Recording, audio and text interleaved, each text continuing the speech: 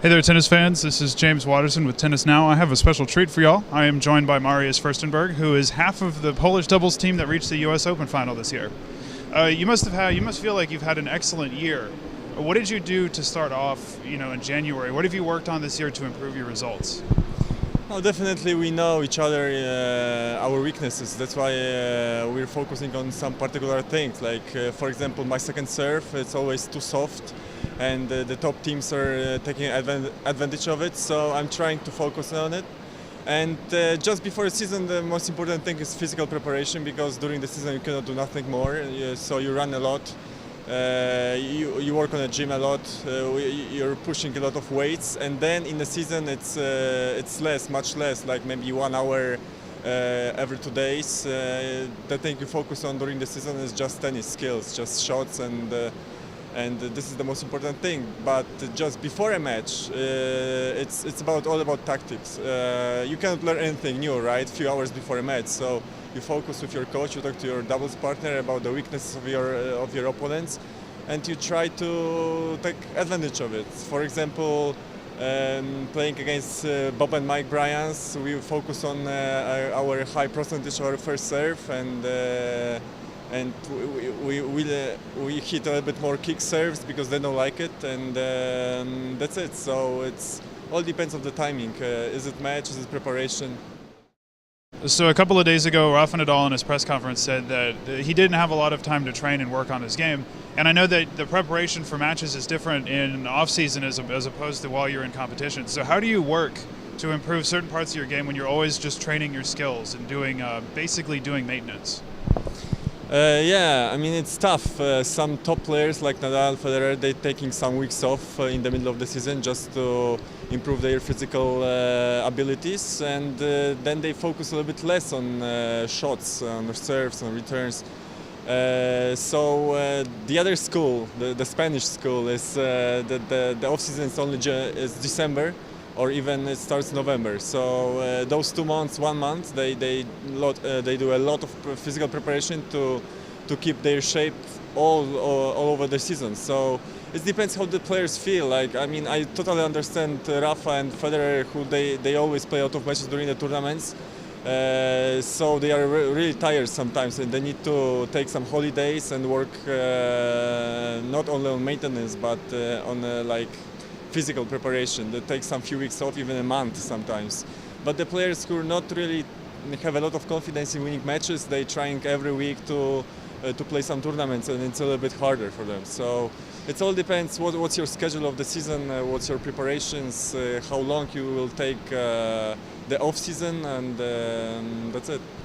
Well, and a few minutes ago you spoke about preparing for the Bryan brothers. So in practice, let's say in a tournament, do you practice specific patterns of play? I noticed that a little while ago when you were on the practice court, you were hitting cross court and then coming in and volleying to the other side. So do you do that based on your opponent's weaknesses, or is it just general stuff that you work on? Actually, this one was general stuff. It's very good tactic against the single players. They stay back, so whatever the return is, just push it and go to the net and close the net. This is the most important thing. And very good tactic for me. But against Mike and Bob, they don't have really a lot of weaknesses. So we just focus on keep our serves as high percentages as possible, and that's it. I mean, of course, tomorrow we play against Bob and Mike, and today we focus on serves a lot. And as they serve very well, we focus on return, and we spend like half of our practice doing that. So yeah, it depends on your opponents, and it's important. Switching gears for a moment, in singles, it's obvious the difference in surfaces, what effect that can have on the game. Can you tell us a little bit about, let's say, for example, if you play on clay versus a hard court or a grass court, how that would affect the outcome of a doubles match? Oh, definitely, it's a different story than the hard court. Clay courts, you slide. That's the first thing you need to work on it, on your footwork, and you can, if you have a good ground strokes, you can easily stay back and making pressure baseline, because the ball is getting slow after the bounce. The bounce is usually high, so you can really make a lot of pressure on the guys on the net. And the tennis changed. Like a few years ago, it was impossible, but now with those, a lot of players making a lot of good baseline strokes. It's one of the main tactics to keep stay back on the clay surfaces and looking for a chance. And it works very well on every team. But if you're focused on your good surf and volley, no matter what the surface is, you need to go up and try to win points this way. Of course, Australia is different. US Open is different. You need to change a little bit your game you need to customize every time. So you've been with Marcin Matkowski for a long time, for years. But some other teams, they switch partners every once in a while. What's the advantage to staying with one partner for a long time? Oh, it's a huge advantage, I think. First of all, in the beginning of the year, I mean, a lot of teams, the new teams are trying to. They are working on cooperation, on working as a team because they are new. So it's really advantage for those old teams who keep playing together, like me and maybe Brian's. So basically, in theory, the most points we have a chance to win, it's in the beginning of the year because the other teams are focusing on different things, and so it's good. We keep playing together like for 8 years, and I think it's advantage. It's definitely advantage. Of course, it's like a marriage. You have to talk a lot with your doubles partner. There are a lot of conflicts, but it's good. It's more benefits than weaknesses. Did reaching the US Open final give you confidence that you can win a Grand Slam?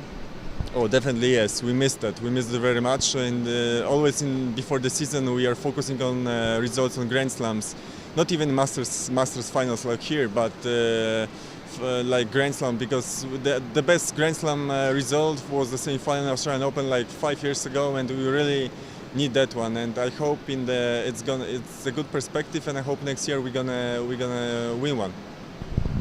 Okay, how do you get on with the other players on the tour?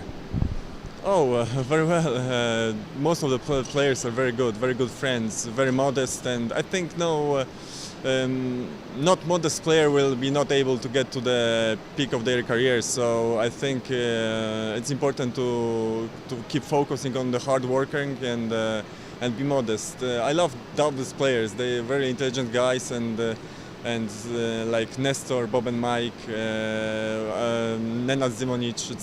We hang out we hang out together a lot of time for going for a dinner, talking about life. Of course, we're not talking about our tennis because it's not good, but all the other things, it's really nice. Final question: describe the atmosphere for the doubles here as opposed to other tournaments. What does it feel like? Oh, it's definitely special. It's there's no such a tournament like this one during the whole year. All the doubles matches, the crowd is packed. I mean, the stadium is totally packed, and like 17,000 people cheering for you and really enjoying the tennis. And the most important thing, they know how to behave. In Great Britain, you guys have a lot of tennis tradition. So in the moment they need to cheer, they cheer. In the moment they need to stay low, they stay. So I really love coming here, and it's always great. We always play well here. That's why maybe. Great, Mariusz. Thank you, and good luck against the Bryans.